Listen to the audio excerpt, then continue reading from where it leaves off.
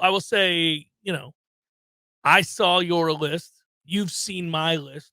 I had DJ Lundy on my list. You did not. That might come as a Yeah. surprise to people. Yeah, I know. This is my number one. Probably should have done that differently. I only put 2 linebackers in the top 40. We don't have good ones, so I understand Well, the dearth of linebackers on your it's list. because I don't know who the third one is going to be. But then I've got Ayo Tafasi on my list fairly high because I think he can be that type of an impact player at 15 to 20 snaps a game. I do. However, that's only 15 to 20 snaps a game, and that's probably the 6th or the 7th defensive tackle that I put on the list. Probably should have put a third linebacker before a 6th defensive tackle, but I just don't know who that third guy is going to be. Could be Lundy. Omar Graham had a good finish to spring, so it could be that he's trending in the right direction. It's hard to say. It's hard to say. What I do know, though, is that Tafasi profiles to be an impact player, so that's probably why I rewarded him.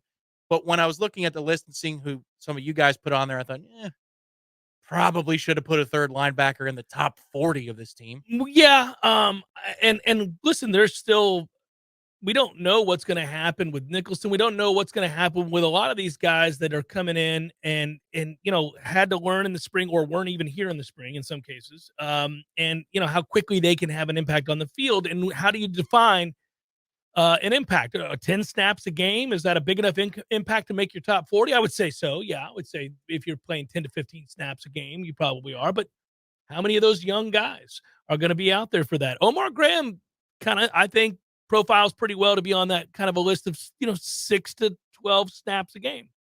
Correct. He had a good finish to spring practice. The stadium day, not the spring game, but the stadium day, he made a couple of standout plays.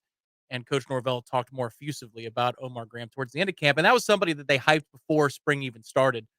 Sometimes that works and sometimes it doesn't. Oh, yeah, there was a certain offensive lineman that they were begging. 2 of them. Mm-hmm. Yeah, no longer here. No longer here. Yeah, well, yeah, didn't work out. And it was pretty obvious. One was said about, this is an important camp for him. Yes. And you and I watched that camp and went, that's a failed test. Yeah. That is a failed test. Probably about 5 or 6 practices. You never know. You never know. Every time that you've got another practice, it's a chance for the light bulb to come on. But for Omar Graham, I think it's a different story. And that could change things. If Omar Graham, DeMarco Ward, obviously Blake Nicholson, if these guys end up being productive reserves for Florida State, then maybe you can flip your reputation in the linebacker room the way you have in so many other rooms on this roster. Well, every year we do this, you end up having to project that somebody's going to take a massive step forward to justify where you have them ranked. There's going to be a player who so far has either not even done a thing for Florida State because they were elsewhere, or they haven't started yet, or they haven't been in a game yet, but yet you project them to do great things. A perfect example of that would be a guy that I think most people would vote somewhere in their top 10, and I don't want to give away these things, but Darrell Jackson has yet to play it down for Florida State. Darrell Jackson has played college football. You've seen him play college football. You know what he looks like. You know how he projects, but he hasn't played for Florida State. I'm projecting that if Darrell Jackson gets the waiver, first of all, that he needs to be eligible to play football, and secondly, plays to his ability, that is to suggest that he is focused and cares and recognizes that this is his money year and that he needs to go and produce something of a resume on tape in big moments of big college football games. If that is to happen, Darrell Jackson could be an elite impact player for you. He could be potentially your very best defensive lineman. But those are a lot of ifs. I'm entrusting Darrell Jackson with a lot of responsibility that he has yet to show that he's capable of handling. And that, I mean, he's a mystery man. You've got the waiver aspect in all of this, and you've got the fact that he's twice a transfer already in his young career, already twice a transfer. Yeah. You don't know whether or not he's going to be eligible and whether or not he cares to play real hard and focused. That's the thing. That's why I've got personally Fabian higher than Darrell. I ding him for the consistency question. But that doesn't mean that Darrell's not in the top 10, because of what the potential is. And if he plays to his ability, the snap count is going to be as robust as any in that rotation. They're going to rotate. The starter thing doesn't matter to me. I never cared about starting, especially at a position like that. If you've got 80 snaps to distribute a game across 2 defensive tackles, and I know Adam Fuller wants some sets where he's got 3 on the field, but let's just say 2 on the field for 80 snaps. Fabian Lovett has to get the most, and I think Darrell Jackson has to get the most. And then from there, it's Farmer. From there, it's however you want to fill it out. Remember, Malcolm Ray is also on this team as well. Yeah, he's not high But on the it's list. Fisk, it's Farmer, it's Briggs, Tafasi, Ray. But at the top, if they're playing consistently, it's got to be Daryl Jackson and Fabian Lovett. It's just got to be. So that's why for me he's a top 10 guy, but I don't know that he's as high on my list as he was on yours because of the consistency question. Well, what you've done here though is right. You bring up a player that it's impossible to know what he's going to be in Braden Fisk. He's going to be on everybody's list. He's Yep. never played it down here. Hell, I doubt very seriously many of us voting on this spent a lot of time watching his career at Western Michigan.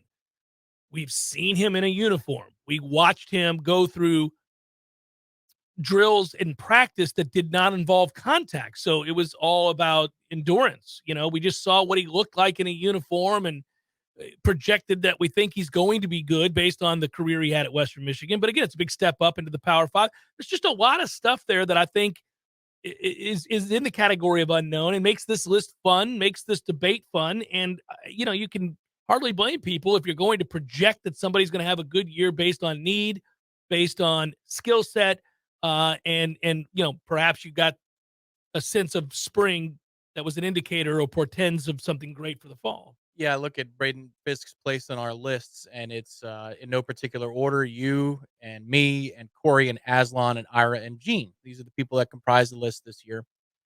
Braden Fisk is in some people's top 10. He's not in some people's top 20, which I think is fair when you have that big of a question mark and you also have a rotation there. If it was only Fabian Lovett and Braden Fisk and your next guy in line was Malcolm Ray, then Fisk to me would be much higher on my list. I've got him a little bit lower compared to the rest of the staff. The problem with this, and I'll just compare these two players, neither of which have played it down in a football game for Florida State, and they both play the same position.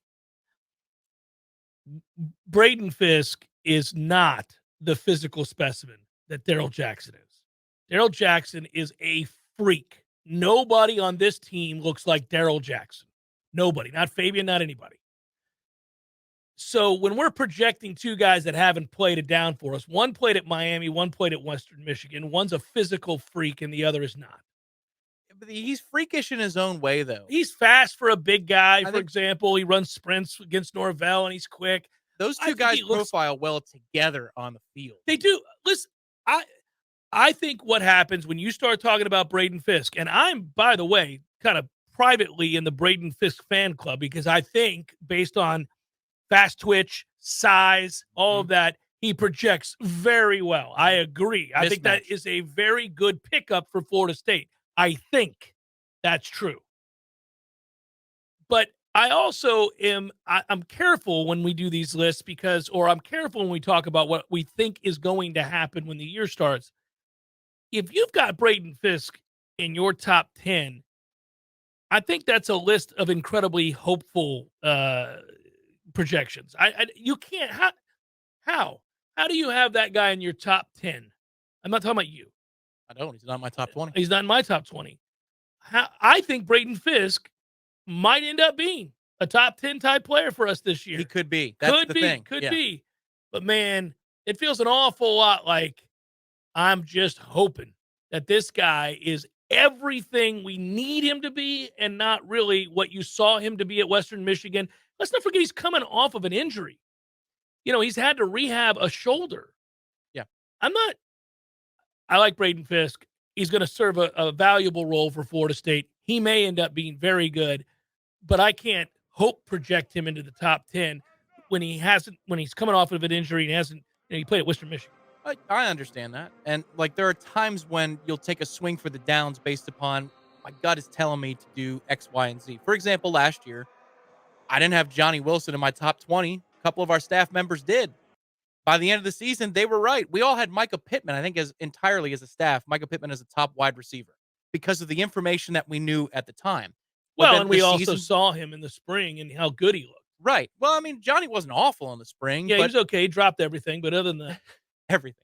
I mean, a lot of steady he wasn't drops. in my top 20. All I'm saying is by year's end, who looks correct? The person who had Johnny Wilson in their top 10 or not? Well, that's the thing is you take some swings. You take some swings at this. And Micah Pittman should not have been in the top 5, and he was in everybody's top 5. That was incorrect. So this is what happens after 12 more games of information. You'd have to do some projecting, and then sometimes guys develop that you don't think we're going to, and some guys regress that you thought for sure were going to be linchpins of a rotation and a two deep. I'm having a hard. I'm trying to think of, the thing with Micah. Yeah, yeah, yeah. Pokey ended up being, in terms of receiving production. Now, Micah as a total package was very valuable to the team because he was a blocker. He was unselfish. He brought that aura of toughness to the room. Like he was very useful, but we all had him as our top receiver. And I just don't, that's not so. That's not the way it played out. P. Simpson. Where is Daryl Jackson's waiver on the top 40 list? Number one. It's number one on all of our top 40 lists. I don't know. I can't give a good answer on that. I get it all the time. Hey, man, you hearing anything new on that waiver? No. The NCAA does not consult with me about where they are in the process on the waiver, and we don't right now have access to the coaches. And if we did, I don't think they'd tell us. I think they'd say, we feel good about it. We feel pretty good about it. Yeah, what Ira has said is that according to sources close to, Florida State compliance department and so forth, that they believe this is a cookie cutter rubber stamp move on kind of thing. But it's the NCAA. That's the problem. Is it might be precedent wise, but this is the NCAA. And they keep their own counsel for everything. Look at Baba Miller. Common sense would say, why the hell would you suspend that kid for 16 games? He paid back his debt. He's an international. He had no idea. We don't care. It was going to be a full season, so we'll give you 16. Really? Okay. So it was another reminder of something you didn't need a reminder of, and that is that the NCAA is wildly inconsistent and fraught with corruption and ignorance and stupidity. Tom writes, how many tight ends made your gentleman's top 40 list? 3. 3 for me. Who's your second tight end? That was the best question, wasn't it? I wrestled with it when you said, well, let me go back and look. I'm pretty sure. Yeah, I did. I ended up going with Marquiston Douglas as my second tight end. He's more versatile for what we need. He's also been here longer. He's already proven it in games, and he's a different kind of tight end. He's going to play a lot. And I think Biscuit's a real difference maker, especially against zone. He's a problem. I like him a lot.